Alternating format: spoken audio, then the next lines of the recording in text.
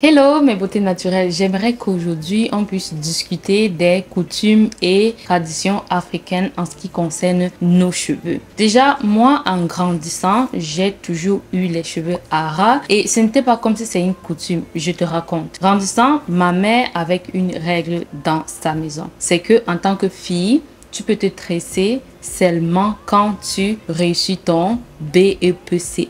C'est ça, non? Et donc, lorsque tu nais, on peut jouer avec tes cheveux, te faire des pompons ici et là. Lorsque tu as la maternelle, oui, de temps en temps, surtout en fin d'année, lorsqu'il y a cette célébration en fin d'année scolaire, où tu as les sketchs, etc., là, on peut te tresser. Mais sinon, du moment où tu commences la cils, tu es rasé à ras jusqu'à ce que tu obtiennes ton BEPC. Et beaucoup de personnes me disaient que, en fait, ma mère est en train de faire ça pour chasser les hommes. Donc ces gens étaient littéralement en train de me dire que ma mère est en train de nous empêcher de nous tresser parce que ça va nous rendre belles et donc ça va attirer les hommes. Les hommes vont nous courtiser et donc c'était sa façon à elle de faire en sorte que cela n'arrive pas. Donc dis-moi dans les commentaires, tu penses que c'est ça ou pas? Je pense bien que je devrais poser cette question à ma mère afin qu'elle puisse nous dire réellement. Mais je vais te dire ce qu'elle disait à ce temps-là, c'est que elle veut qu'on se concentre sur nos études. Elle ne veut pas qu'on reste là à penser qu'est-ce qu'on va tresser, etc., etc.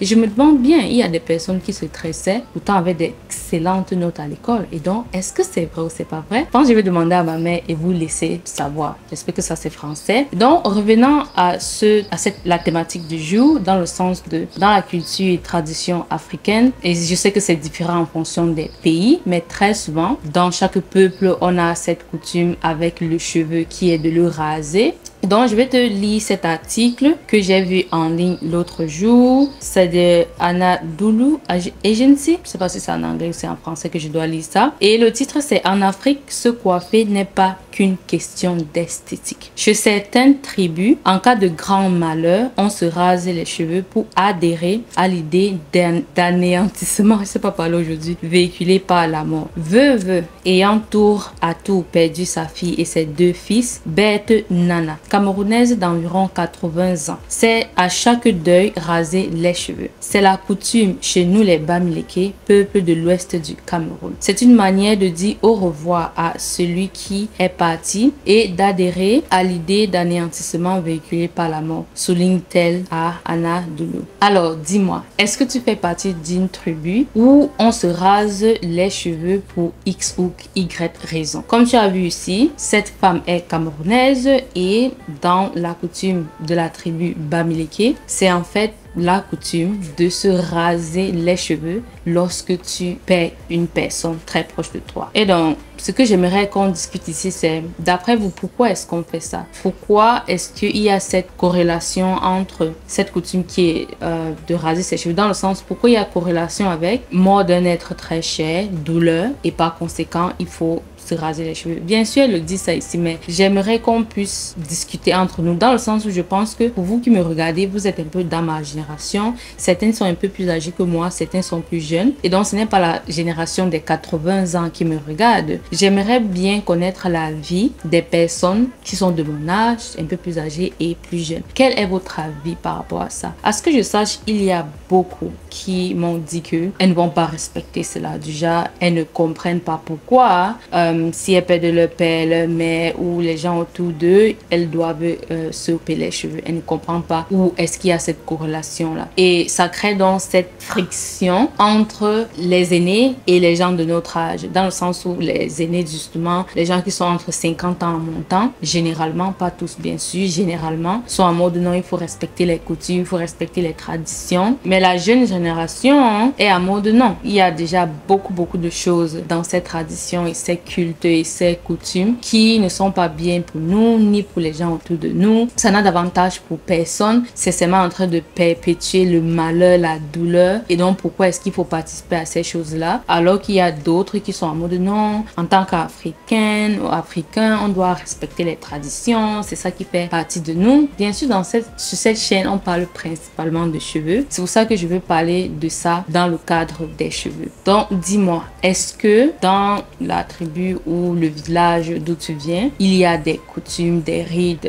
qu'il faut faire Et pour faire cela, il faut que tu te rases la tête. Pour d'autres, c'est le deuil. Maintenant, ça peut être que pour toi, c'est autre chose. J'aimerais vraiment que vous me dites ça dans les commentaires. Et si tu es une personne qui n'adhère pas à ça, déjà, par exemple, comme je dis, à l'ouest du Cameroun, une personne décède, tu dois te raser. Est-ce que tu adhères à cela si tu es camerounaise de cette partie du Cameroun? Est-ce que tu adhères à ça? Est-ce que tu es celle-là qui est en mode oui, si on paie quelqu'un, on doit totalement se raser? Ou alors tu es une personne en mode non, je ne vois pas à quoi ça sert. Pourquoi est-ce qu'on doit se raser pour faire cela? Maintenant, j'ai aussi reçu un message d'une dame qui dit que d'après sa foi, je pense, je sais pas quelle religion elle a dit, mais que d'après sa religion, c'est interdit, c'est totalement interdit de se couper les cheveux. Et justement, elle expliquait ça parce qu'elle disait qu'elle ne peut pas faire le big shop, donc elle ne peut pas quitter de défriser et immédiatement aller à cheveux naturels, parce que là, il faut que tu coupes tes cheveux parce que sa religion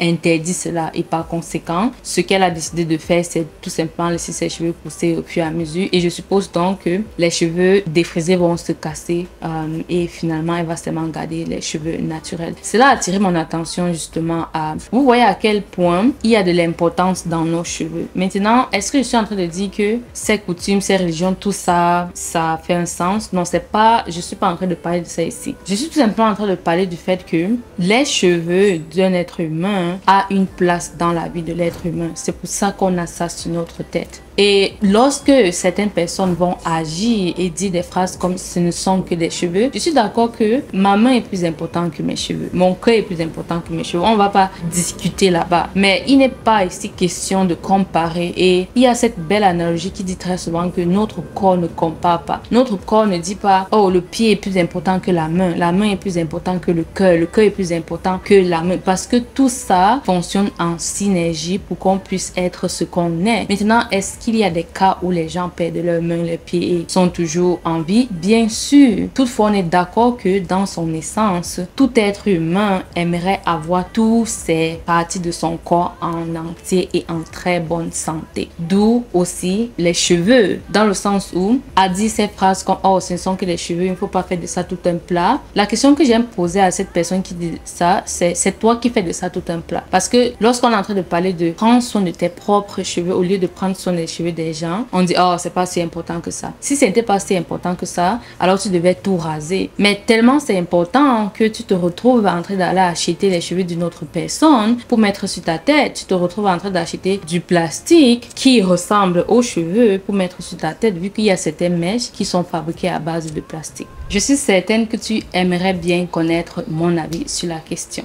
Alors, je ne vois absolument pas en quoi le fait de perdre quelqu'un doit pousser une autre personne à couper ses cheveux afin de montrer son anéantissement et de montrer qu'elle est malheureuse et qu'elle souffre. Je trouve que beaucoup de nos traditions et de notre culture, il y en a qui doivent absolument être abolies. Il y en a qui sont vraiment d'une stupidité vraiment infernale et il y en a qu'il faut garder. Je pense que on devrait ouvrir cette conversation à vraiment discuter entre nous, à voir qu'est-ce qui fait un sens et qu'est-ce qui ne fait pas un sens. Et je trouve que c'est dommage de vouloir que après ta mort, les gens qui restent derrière toi puissent souffrir et montrer que ils souffrent et comme tu n'es pas là. Pourquoi est-ce que c'est si important à une personne qui a déjà perdu un être cher, qui est en train de vivre sa situation, à chercher de ressortir de ça? Pourquoi est-ce qu'on doit avoir toute une cérémonie, un truc pour faire en sorte que la personne montre à chaque fois, à chaque moment de sa vie de oh, je souffre et j'ai perdu quelqu'un. Au fond, ce que j'aimerais lorsque je serai partie, c'est que les gens puissent continuer le travail que j'ai fait, que les gens puissent être actifs dans leur vie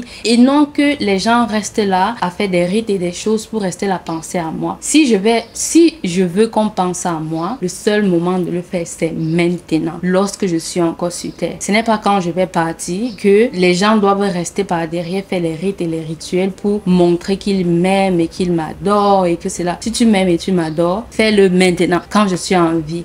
Quand je vais partir, c'est pas parce que tu vas raser ta tête, tu vas porter le noir, tu vas faire ceci, tu vas plus aller au travail, tu vas gêner. Rien de cela, ça ne sert absolument à rien. Si tu veux le faire, fais-le quand je suis en vie. Et à moi aussi, si je veux qu'il y ait du changement, que les choses avancent et affecter la vie des gens, c'est quand je suis en envie maintenant que je veux le faire. Ce n'est pas quand je vais partir, ok? C'est en fait mon avis sur le sujet et comme j'ai dit, j'aimerais vraiment écouter ton avis dans les commentaires. Et pour celles qui sont arrivées jusqu'ici, je vous offre notre planning de soins. Si tu es là et que tu veux prendre soin de tes cheveux et que tu ne sais pas par où commencer, notre planning de soins. Et déjà, même si tu prends déjà soin de tes cheveux, tu sais où commencer, ce planning de soins va vraiment te montrer comment prendre soin de tes cheveux en fonction de leur aspect et leur état. Pour te dire ceci, tu ne feras pas toujours la même routine sur tes cheveux. En fonction de leurs besoins et de leurs aspects, tu vas à chaque fois faire des routines différentes. Raison pour laquelle nous te mettons à disposition et ceci gratuitement notre planning de soins. Il est dans la barre de description. Tu vas cliquer sur le lien et tu vas mettre justement ton email adresse afin qu'on puisse t'envoyer ton planning de soins